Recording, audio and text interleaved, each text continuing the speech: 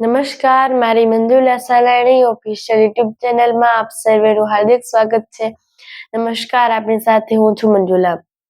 જે આપણે ગુજરાતમાં ચોમાસાની ખૂબ આતુરતાથી રાહ જોઈ રહ્યા છીએ, ત્યાં કેટલાક રાજ્યોમાં ચોમાસા એટલી તબાહી મચાવી દીધી છે કે જેનો આપણે વિચાર પણ ન કર્યો હોય. આપણને ચોમાસાની કેટલી બધી ચિંતા છે.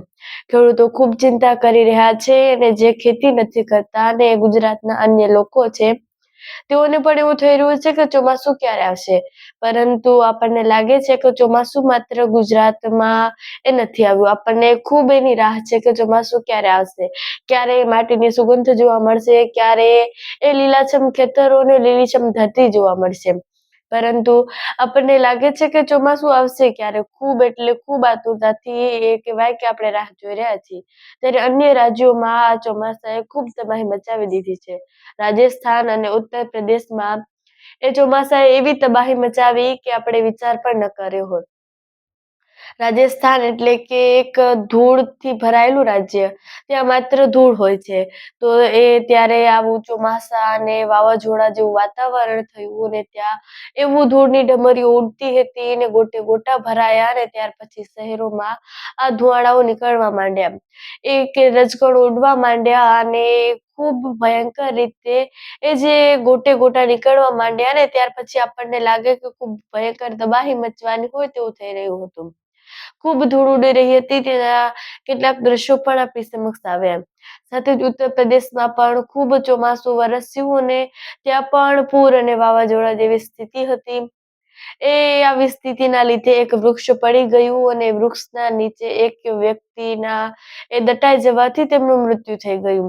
એટલે ખૂબ ધોધમાર વરસાદ વરસી રહ્યો છે અને આ સાથે આપણા દેશની રાજધાની દિલ્હી, એ રાજધાની દિલ્હીમાં પણ કંઈક આવા દ્રશ્યો છે.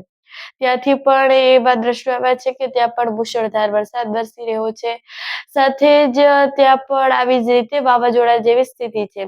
ખૂબ પવનો છે, એટલે કે 90 કિલોમીટર 92 કિલોમીટરની જે સ્પીડ છે તેનાથી એ પવનો ફૂંકાઈ રહ્યા છે અને પવનો ખૂબ એટલે ખૂબ તીવ્ર ગતિમાં એ જઈ રહ્યા હોય તેવું આપણે કહી શકીએ.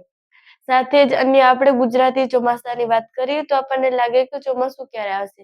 બધા લોકો હવે ચિંતામાં મુકાઈ ગયા છે કે એ દરિયાઈ વાતાવરણ છે, એ ભેજવાળું છે, છતાં પણ ચોમાસું એ કેમ નથી આવતું. 15 જૂનની સેટેલાઈટ એટલે કે ગઈકાલની સેટેલાઈટ જોવામાં આવે તો ત્યાં કેટલા બધા એવા રાજ્યો છે કે જ્યાંના વાદળો સંપૂર્ણપણે ખોવાઈ ગયા છે. તો આ બધા વાદળો ક્યાં ગયા?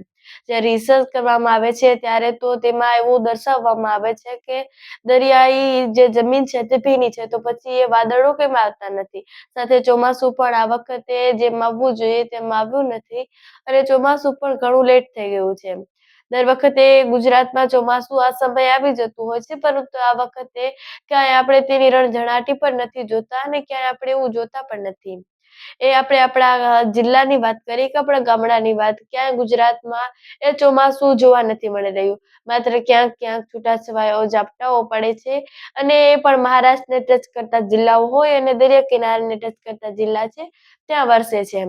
એટલે કે ચોમાસું આ વખતે લેટ શા માટે પડ્યું તેના બધા પ્રશ્નો છે. દરિયાઈ જમીન ભીની છે છતાં પણ વાદળો નથી. આના પર ખૂબ મોટા પ્રશ્નો ઉઠી રહ્યા છે.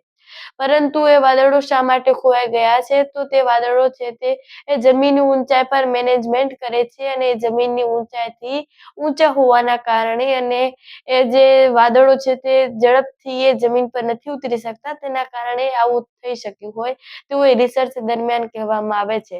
તો તમારું આ ચોમાસા વિશે શું કહેવું છે? કમેન્ટ્સ પર જરૂરથી જણાવજો. સાથે જ મારી Manjula Salani official YouTube channel પર આવ્યા છો તો સબસ્ક્રાઇબ કરીને જજો. નમસ્કાર.